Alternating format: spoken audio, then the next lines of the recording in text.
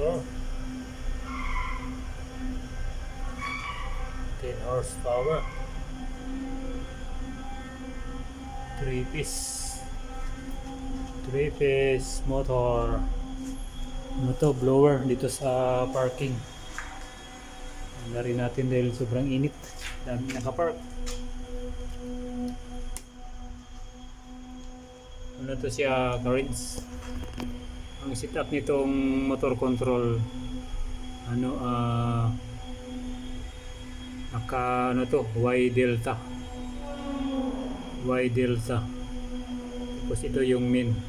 Unang andar nito main, saka yung Y. Tapos yung mag-steady na yung delta.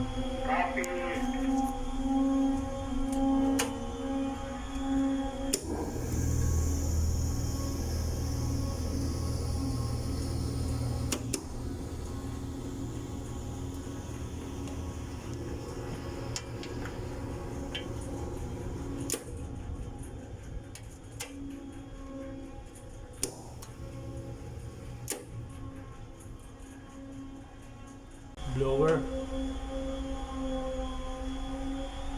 Ito yung kanyang motor.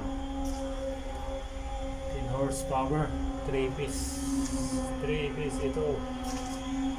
So ito yung kanyang control circuit.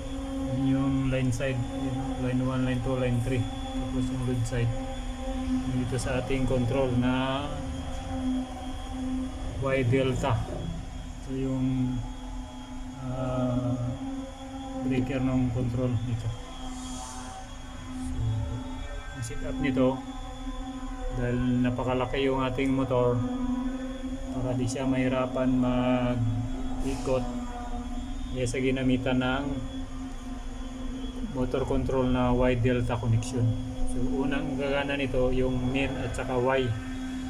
Tapos nakasetup siya dito sa 5 seconds. Mag-off nitong Y, ang gagana ngayon, ang papalo naman, ito naman yung delta tsaka min. So pagpanda rin na natin. On natin yung control circuit na breaker. So i-ano natin yung selector switch.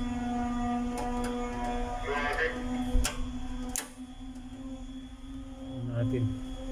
Pindutin na natin yung pause button.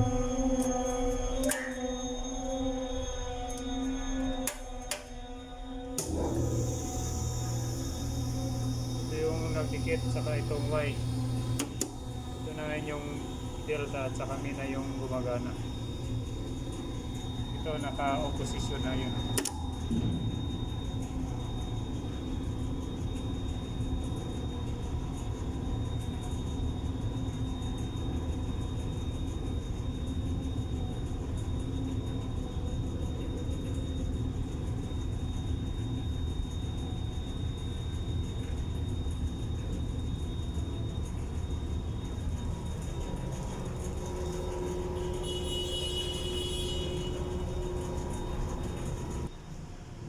Yan o.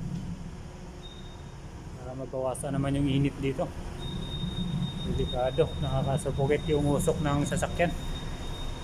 Kailangan natin papandarin yung exhaust blower. Okay na.